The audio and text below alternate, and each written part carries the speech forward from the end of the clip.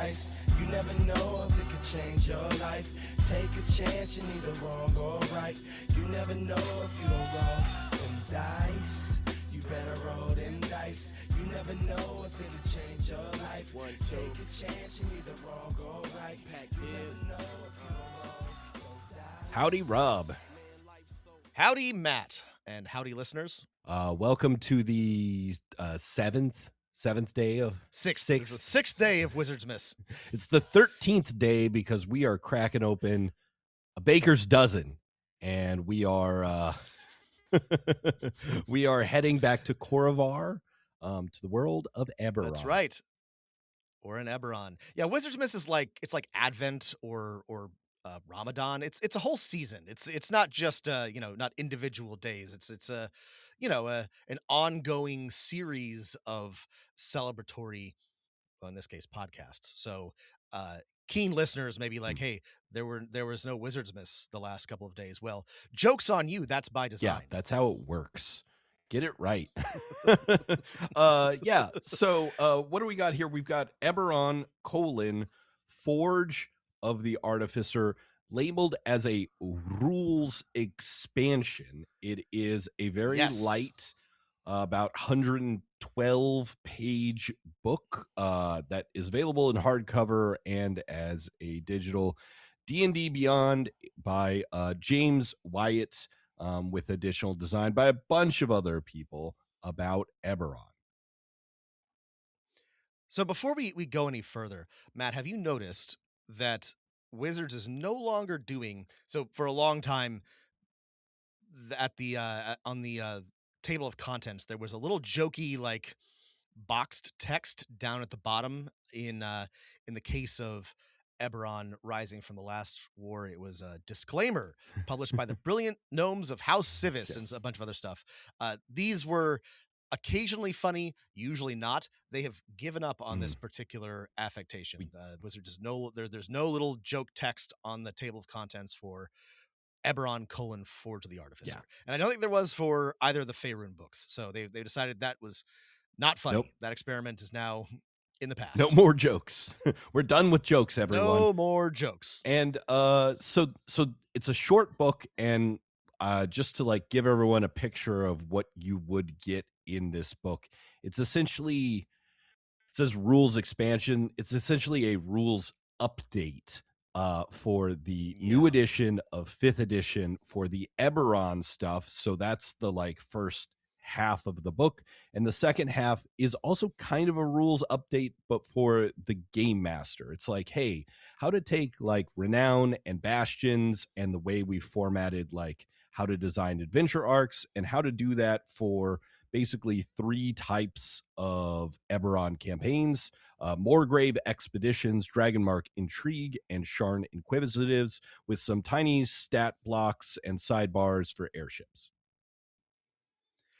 Like how Adventures in Faerun tied each section to a style of play or a genre or a theme, Forge the Artificer does something similar. The Sharn Inquisitive section is kind of a neo-noir, film noir type of how to run that type of adventure. Dragonmarked Intrigue is high drama and intrigue, and Moorgrave Expeditions is pulp adventure, Indiana Jones and the like. And I like this. I like this in Adventures in Faerun, and I like this in Forge the Artificer. This is a nice way to think about your adventures, and I like the advice that they give. But Matt's right. That's what you've got here. You've got a rules update. It is called an expansion, but really most of this has already existed, and it is being refreshed for the 2024 edition. So if I think the assumption here is this is not a book to get if you want to run an Eberron campaign. You will be not able to do that. The assumption is that you probably already have Rising from the Last War, or if you like don't, maybe you have some older Eberron books that give you the full information about the world, because this doesn't explain Eberron or anything like that, which I guess is kind of like fine, especially from our perspective. This is this would be like the fourth or fifth book that Wizards put out to explain Eberron from the beginning. So we don't do that. And I think before we get into it, two other things I wanted to point out. One really cool, one that's I think neutral. The really cool one is I love the like layout, which gives it a pulpy interwar feel. There's like everything looks like a newsreel highlight title. Yeah, And the other thing is it's very Metropolis, S- Sky Captain in the World of Tomorrow, mid 30s. Yeah, a newsreel vibe. It's cool. It's an interesting. I really like. I'm a sucker for this aesthetic, so it really worked on me. speaking of aesthetic, is the art. I have to say, I really like the art in this book. Like it is cool. It fits that interwar aesthetic, but I will point out it's dramatically different than the third, Yes. fourth, and even some of the earlier fifth edition art. Sans, there's no more flintlock guns in the art, but everything is full of gears and chains and little tubes on stuff, which it looks interwar, but it doesn't look like Eberron, which kind of had the idea of we're in the interwar period, but it's still a fantasy campaign setting. This is like a Yeah. magitech. It's like magitech steampunk mixture. I if it was going full steampunk, I would have more criticisms, and it's not. But it is leaning. There's a lot of Victorian. There's buckles and vests and things like that. And I would say probably the thing that is most incongruous is the way that the Warforged are drawn in this book. You don't like And the they've Chad Warforged, the Warforged that look like they, Agamemnon's they're all helmet?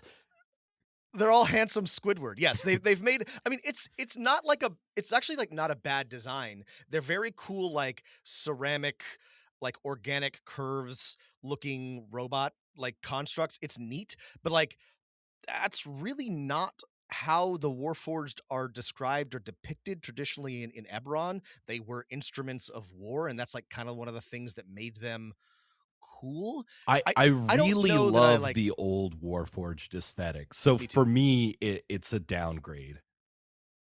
I don't know that I care enough to like make a point of this. I just want to highlight it because it is a dramatic departure. I do sort of want to give them credit for having a pretty cool like design aesthetic, and yeah, it's like fantasy. There's pauldrons and bracers and leather buckles, but like it looks cool. It looks cool. Like it doesn't seem like too derivative.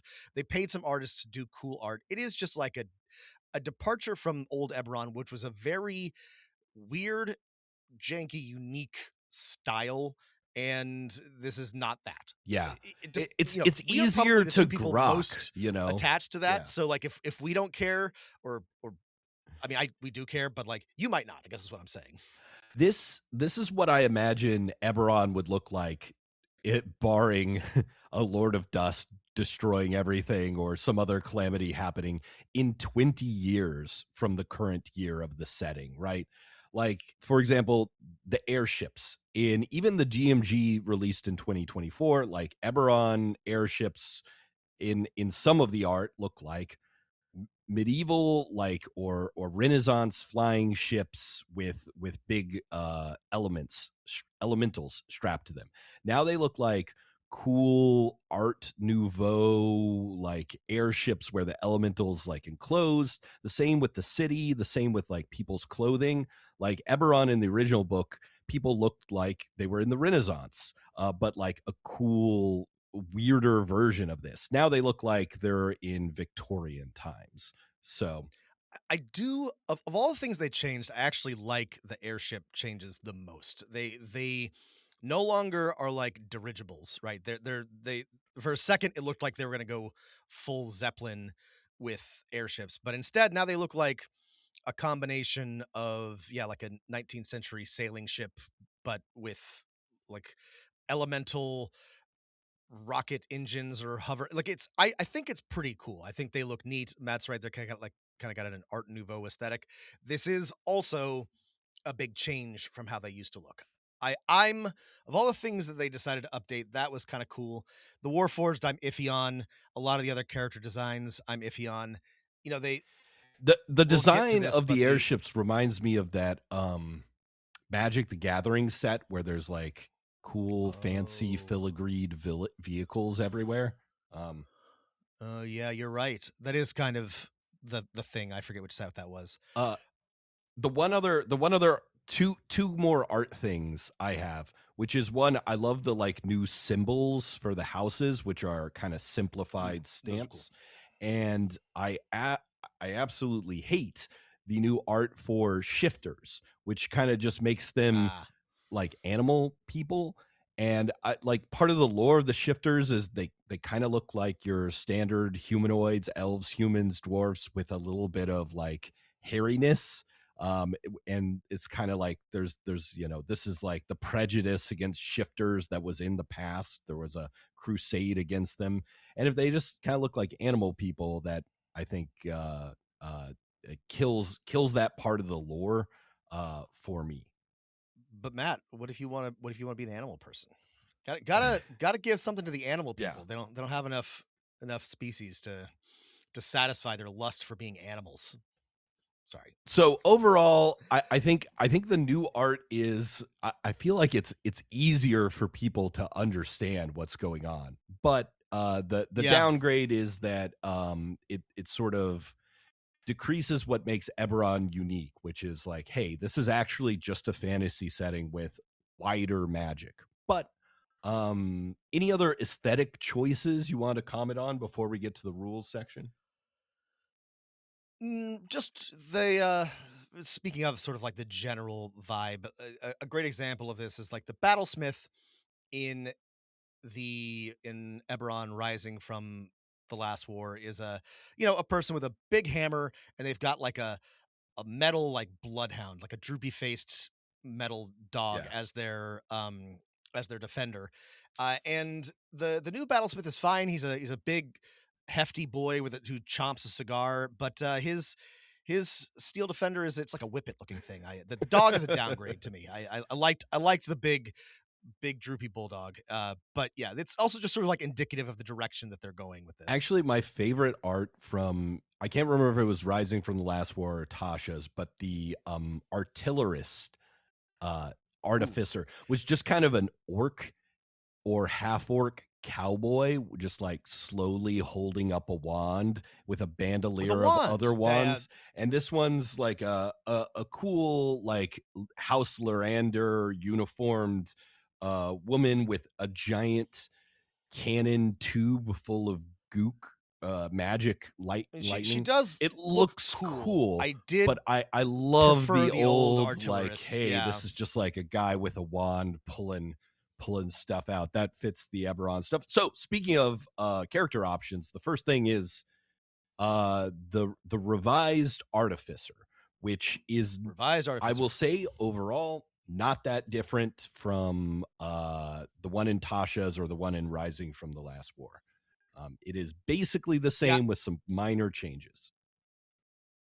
It's really like almost exactly the same. The level 1 ability I think is a little bit better, a little bit more interesting than the 2014. By the way, Matt and listeners, I had to do like I had to really like sit with myself because like I was sure that Rising from the Last War had come out in like the last 3 years.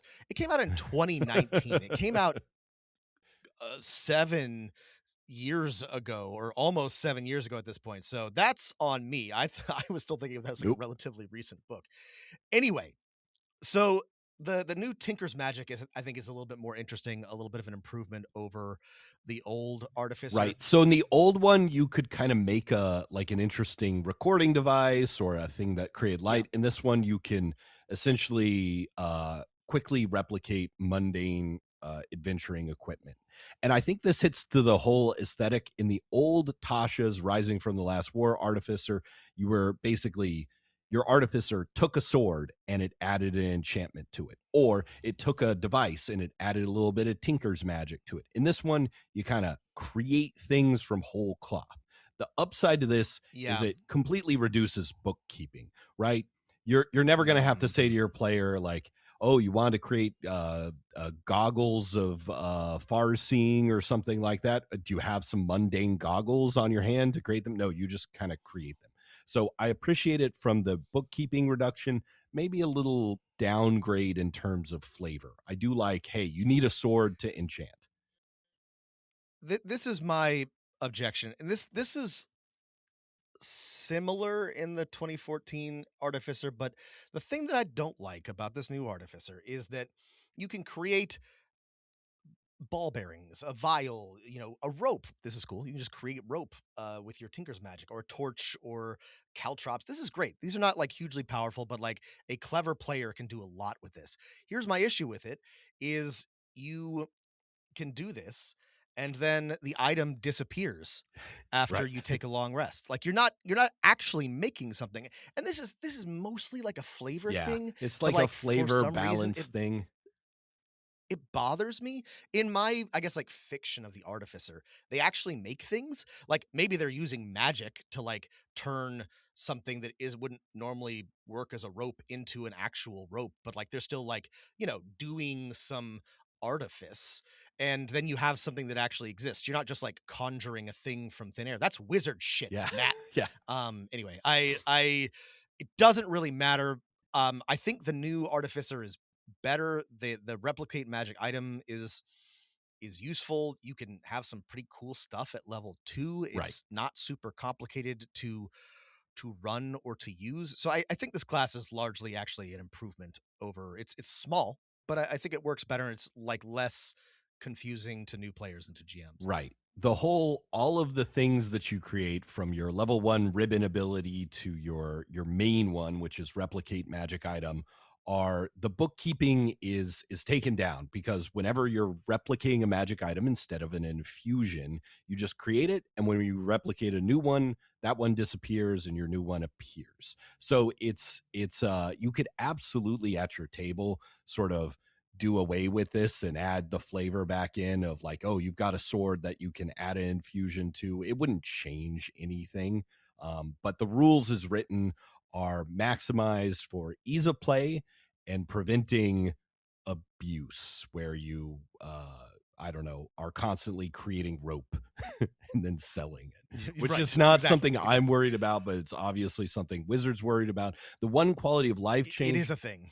is that, like, yeah, you can just add the +1 weapon, is just one of your things. So I think it's a little easier to know the the mechanically useful but also the utility useful replicate magic items. um Yeah. so, and then you also get, same as the old one, the spell list is mostly the same. And like the old one, much of your cool artificer stuff is locked into your subclass. We have the same 4 subclasses as we had before: alchemist, armor, artillerist, and battlesmith, with the addition of the cartographer. Yeah. And these I think are also mostly the same, with the, I guess, distinction that they are also a little bit streamlined and made simpler. All of the bookkeeping is a little bit easier. Alchemist is exactly what you would think it is, in the same way. You do alchemy and you can improve your healing potions or anything that does like acid or fire damage. The armor, you create cool armor. It's cool. Yeah. You have your pick of 3 different types of armor. You can be a big beefy guy, you can be a shield protector guy, or a sneaky guy. And this one's a little bit more combat focused. You get your extra attack. Like in Rising from the Last War, this is mostly the same.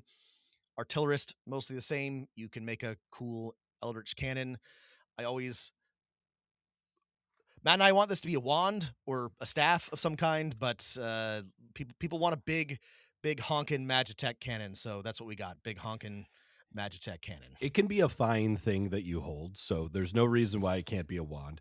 The new one, I think these are all almost exactly the same, just with some language updates. The new one is one I really like, the cartographer, which is sort of like the alchemist, kind of a utility artificer. you can give a map. Everyone knows where they are on the map. They can eventually you can like teleport to all your allies. The fifth level ability of this one kind of is boring to me, Yeah. compared to just extra attack or more damage. You add your intelligence when shooting cantrips, kind of like some of the cleric options. But overall, I really like the cartographer. The thing the cartographer gets, which I think is interesting but is a little complicated, is you get like a special fairy fire. You can always do fairy fire, and then when targeting creatures that are highlighted by that, you get some bonuses, which is a neat interaction. It's different, it's new. The cartographer is definitely like a utility subclass, but like Matt, I like that. I think that's neat. So, yeah, it's not. Yeah, the battlesmith is the other one, and it's I think almost exactly the same. All of these just have basic like rules updates. They're a little bit easier to read, and yeah, one new spell, homunculus servant. Yes. And then we're on to the other character options, species, backgrounds, and feats. So dragon marks, I think, are, now that you can take a feat at first level, rightly back as feats that you can take it at first level. Yeah, they're all origin we feats don't now, have to yeah. have like a whole new subspecies for people in the dragon mark houses. They can be taken by any character. And then I think, the kind of text notes like, hey, most of these dragon houses are like elves or gnomes. If you have a mark from that house and you're not an elf or gnome, that's really special. I think that's a great way to handle it. Obviously, Yeah. that's very cool. There's a background for each house, including the houses that share a mark, plus the background of archaeologist and the background of inquisitive. Yeah, I liked the dragon mark feats when they came out when in Rising from the Last War. I like them even better now. All the way back to the very first Eberron book, these have always been like the perfect character option to me. They add a little bit of flavor. They're not super powerful. They are a character option that drives interaction and play. They are better than ever. These are so easy to roll into your character creation. Now there's a background and their origin feats, and then there are, as before, greater and better versions that you can take if you want to really like lean into your dragon mark heritage. This is cool. These are good. Like we keep saying, this is mostly a rules update, but it's a good one. This is useful and helpful. And then most of the species are pretty much the same. Like the problems with the changeling are fixed because there's no longer the ability to give your changeling +3. The weird thing about the changeling in this edition is I think two things, which is one, when you do your changeling shape shifting, which doesn't change your clothes but changes your appearance, which you can, essentially, I think it's assumed that most changelings have this on all the time, right? They look Right. like something else. It says, while shape shifted with this trait, you have advantage on charisma checks, which I don't know. It's kind of like powerful to always have advantage seems very powerful. Yeah. I would give them an additional skill or something instead of this. They already get two skill proficiencies, which is just for fine. being a changeling. I mean, the changeling is a very strong species, which I think is fitting. But yeah, this advantage, I'm pretty sure. What you can stay, you can stay in your shifted form or your changed form forever and just have advantage permanently on charisma checks, which, yeah, that does seem pretty powerful. They're also subtype Fey now, as opposed to like aberration. And as always, original Eberron creator Keith Baker has your like solutions or fun ways to think about this on his blag. As always, part of like the changeling's background, according to the rules and earlier editions, and Keith, like there's this legend of the people descended from doppelgangers that became changelings, making some deal with the traveler, and the traveler is all about like weirdness, fae stories. So I think there's some fun, back rules explanation for that. We also have shifters, Khorvaire, which are the sort of what half elves who are not just descended from a union of a human and an elf, but like their own community, call themselves Warforged, and Kalashtar. I really like the new Kalashtar art. Throughout the book, they're still like, kind of elfy people with white hair and glowing eyes, but now you can see the sort of Quori spirits behind them in all of the art. I think that's kind of neat. Not in any way necessary to understand them, but Sure. I sort of like. I think it's kind of cool to see. Right. Maybe if you're not familiar with this, make sure to explain to your players. Normal people can't see the spirit. You're Yeah, not constantly walking around with a spirit. This is you're Yeah. seeing into the astral, the plane of dreams or whatever. But yeah, so I really like these updates. I think the rules for the Warforge and the Shifter and the what was the other one? The Kalashtar are perfect. My only quibble is with the rules for the Changeling, though I dislike the Friends cantrip in general, so I don't like that Khorvaire get it as the default, but you can change it at any long rest. I feel like the Khorvaire shouldn't get a cantrip as one of their things, but those are my minor quibbles. I love these species rules overall. Yeah, these are the best version of them. This is a good update. Again, like I I think this whole book was written just for these character options, and they're like, shit, Probably. we need to add more. Speaking of adding more, the next section is on bastions, and do we want to say anything about them? There's rules for having a mobile bastion. The idea is you can get like a ship or a airship, and there's rules for getting like a Lyrandar helm or an Orion helm or navigator's helm. That's cool, I guess. They're all like level 13 or at least like level 9 options, so most of the time you're not going to be able to accomplish this. We're sort of at best neutral on bastions in the first place, but if you like the bastion rules and you want your players to have a mobile airship as their base, you can do it. Yeah. Yeah, I don't have anything to say other than these are Bastion rules. Okay. Of all the rules about bastions, these are some of them. Yes. And then we're on to the DM's advice. And for the first thing, like I'd flip back to the very front page, which gives us a little subsection about using the draconic prophecy in the campaign. This is great advice. It makes me wonder. So, James Wyatt, who wrote this book, is one of the original authors of the Eberron campaign, saying, I wonder if like the draconic prophecy was like the thing that was his idea or that he fleshed out the most or something. But this is a great explanation of, as a GM, give the players this weird poem and what could it mean? There's a bunch of interpretations. Are they good or bad? It's basically super plot hooks for everything. I love the draconic prophecy. I'm sorry, Matt. I'm going to have to disagree with you. No. I hate the draconic prophecy.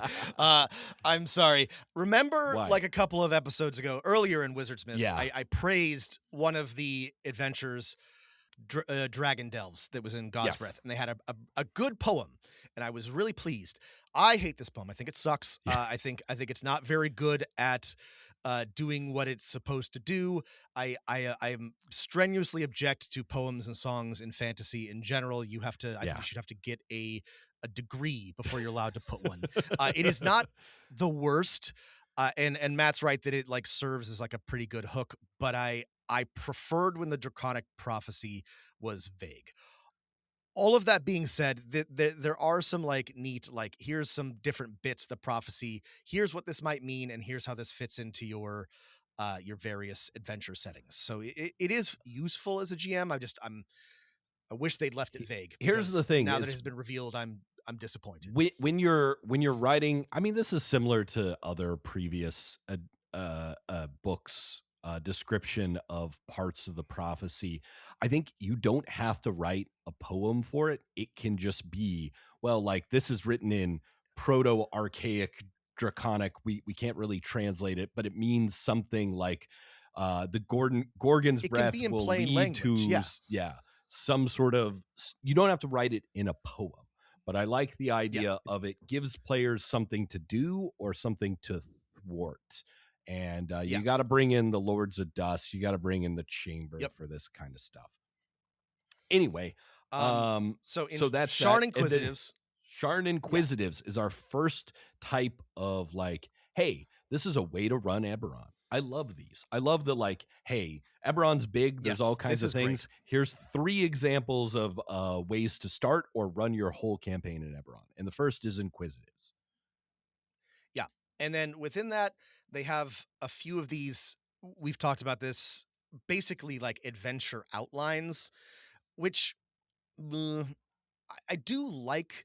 I am increasingly finding that I want a little bit more detail than these come with, but they give you sort of like the structure of what you might do to make an adventure. There is a very short Sharn gazetteer, a list of Sharn neighborhoods. This annoys me because they had an okay one in Eberron Rising from the Last War, and of course there is the incredibly good Sharn book, like from 25 City of years ago. So Towers. like Yeah. City of Towers, one of the best gazetteers I've ever read, and this is just brief. You can't do anything with what's here. I'm not even sure why they bothered to include it.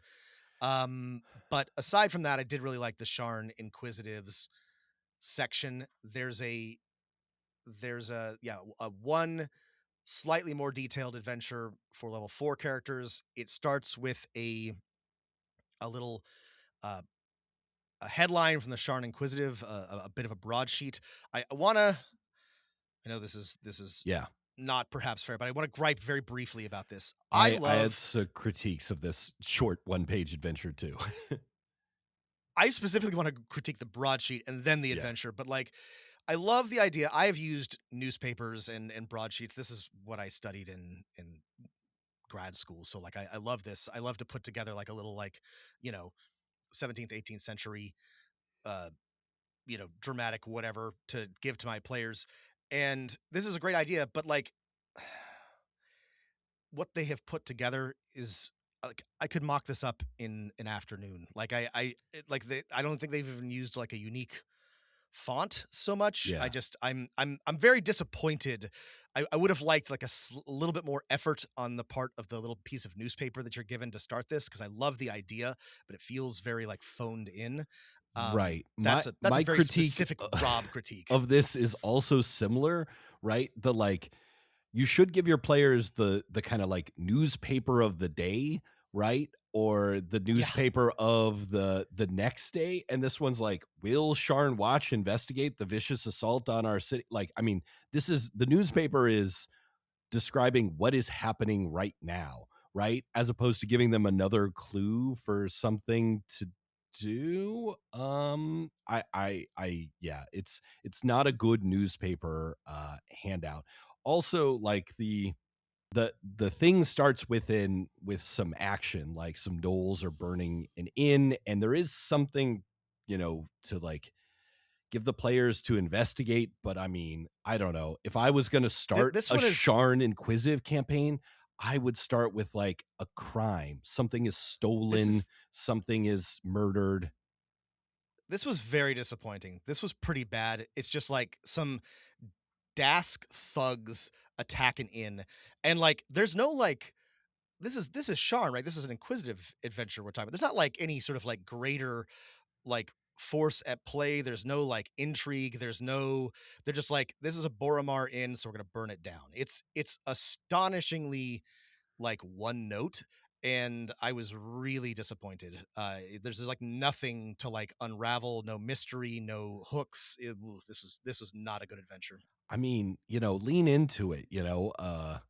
Dame in trouble, shows up to the players, offices and asks them to investigate something. Add a simple double cross, and there you have your first inquisitive campaign. It doesn't have to be complicated. Just like add one layer, right? Somebody isn't acting on like what their most obvious motive is. Like it. Yeah. Anyway. No, right. It tells us at the beginning, adventure genre, film noir. Think of Sam Spade, Philip Marlowe, Mike Hammer. Okay. Yeah.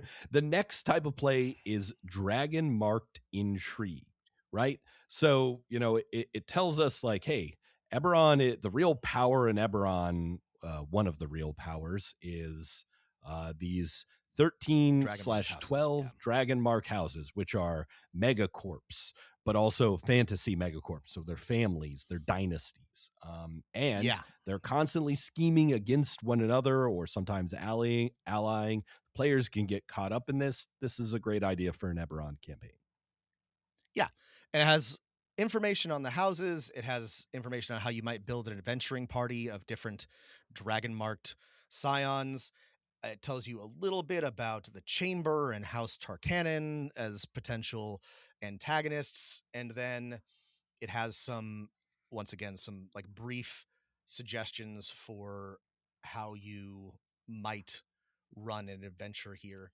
Uh, Pretty thin, but I like the idea. We didn't get a And sample 1-page adventure for this one. It was like, oh, it's yeah, got to. when I say suggestions, I mean, in this case, it's just suggestions. There's Yeah. no actual like adventure here, but it's fine. There are also a bunch of NPCs. So for a GM, this is a useful section because you've got sort of like a standard stand-in for each of the houses, which could be useful.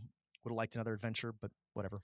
Yeah, no, I think again, if you want to do a Dragon Mark campaign house, eventually bring in the Chamber because, like, the Dragon Marks might be living embodiments of the Draconic prophecy, or they might not. It's completely up to you in Eberron, and so dragons trying to manipulate or observe events of these characters can be like the fun higher level threat, while at low levels the players are dealing with House Yes. Tarkan or which is the like no house, the aberrant That's right. house, The or aberrant Dragonmark house, yeah. doing a scheme between rival houses. Orion and Lorander are fighting over transportation, or maybe they're an elite strike team composed of cooperatives from the houses commissioned by the 12, which is ostensibly the cartel the houses have put together, but also they all hate each other sometimes, so maybe Yeah. it's not a very cooperative organization. I love the 12. I love the ideas like, hey, we're all cooperating. Also, maybe we made this organization to just steal from each other. It's also, I love the houses because like because of the dragon marks, their portfolios and their desires and their sort of like what they draw their power and wealth from is like very obvious. And so when you're trying to like come up with like plots, you're like, well, Lyrandar does transportation and Kundarak does, banking. And, that means that there's a conflict in this obvious place. And I love them. I love the dragon marks. They are fantasy megacorp families. And that's just endlessly fun. You can always have like, a fail son or fail daughter, causing trouble by overreaching. This is great. I would have liked an adventure, but like there's a lot to work with in this section. Yeah, no, fail daughter adventure, okay, a member of House Cannith has gone rogue. They say she's fallen in love with a member of a rival Dragonmark house, which is a no because the offspring can lead to a Barrett Dragonhearts, and to fund her escape, she took some plans, and so the players have to go track her down, and when they do, they find out there's more going on. In fact, they're not lovers, but they've uncovered weird observations from the chamber. So the players have to travel somewhere, fight some people. There's a twist. It's very easy to do, but we don't get one. The final GM advice section is Morgrave Expeditions. I love this one. This is Indiana Jones, Laura Croft. This is Professor Challenger. It's pulp. Congratulations, you're adjunct faculty at Grave Robbing Community College. That's it. That's exactly right. It's before woke. You get to delve into ruins and take artifacts, and they belong in a museum. This is great. I think this is a really easy campaign to run in Eberron because Eberron is a pulp setting. You have Morgrave University, which has a bunch of people that want to fund expeditions into either the ruins below Sharn or to Zendrick or all these places. And if you want to just sort of make it easy for your players and be like, yeah, your patron is Professor whoever at Morgrave University. Here's what he wants you to do. Go do it. You get paid and you go on adventures, you do dungeon delving. And to me, this feels like a little bit more interesting. It is just Dungeons and Dragons. You're just going into a dungeon and finding things, Yeah. but it has a little bit more drama and intrigue and complexity to it. But the structure is very familiar. I have run a campaign like this or parts of it, and Morgrave University is a great setting and a great way to just sort of like move the plot along. It really is. It's more the Morgrave University one is the perfect example of Eberron being just Dungeons and Dragons, but there's extra if you want it because you could just read Yeah. it as you go to dungeons and explore them, and then you can add a little bit of that pulp and intrigue in there if you want. I also love the full page art we get of Morgrave University. It looks Yeah, this is really exactly cool. like I imagined it looking, and it This was fits the definitely, yeah, yeah. it fits the The previous of all the lore complaints that we too. had, this is not one of them. I was like, yeah, that's Morgrave. They nailed this. This is exactly what it looks like. It's a big floating tower with a bunch of spires. This is Sharn. Yeah, this was Yeah. good. Yeah. So that is we get an example adventure here, Race for the Crab Temple. I also have to say this was fine, but not That's fine. not great. I mean, we didn't like have like a I don't know. I nothing here is interesting about this crab temple.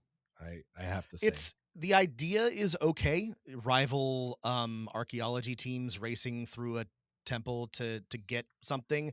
None of the detail provided really supports making that interesting. So take bits of this, but you're going to have to do a bunch of work. Again, also the Sharn Inquisitive little blurb is just like, hey, this is probably what happened last time. It doesn't add anything. Yeah, Rivals the race newspaper to is once wretched again ruin. disappointing. And the final chapter is all about airships. I think this is cool. There Yeah. are airship maps. There are um, rules for building and upgrading an airship. This is definitely like not something I necessarily would design a campaign around, but Matt and I have talked at length about ship combat, air combat, and how thin those rules are. So anything we get is kind of cool. I liked this. I thought this was neat. I mostly didn't have any issues with it, and I even liked some of the designs. I Yeah. thought this was cool. I mean the cutaway art of the Larander air cruiser, which still has the like bound elemental in the back, but it like clearly has something that like makes it better or faster or something. It's I don't got know. gears.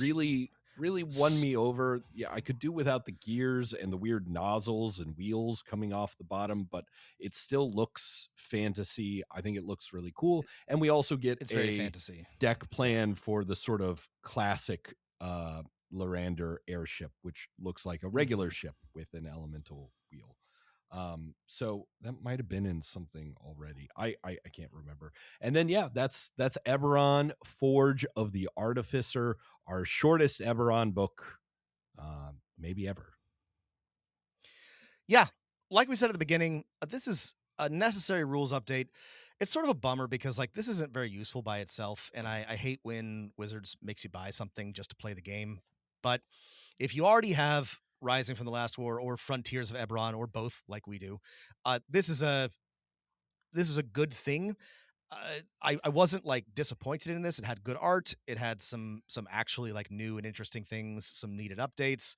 I But I I would have agree. liked more. I agree. I would have liked a bigger campaign book. Some questionable art and mechanics choices overall, though. I really like the mechanics update.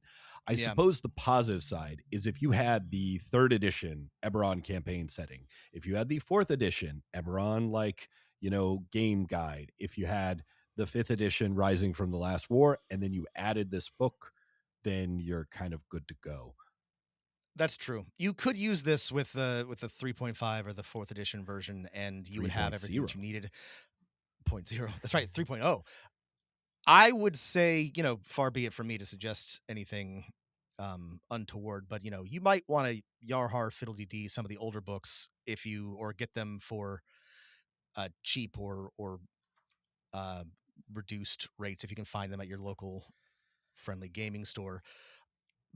But yeah, if you can find the older books, they have all the information you need, and this will get you the rules.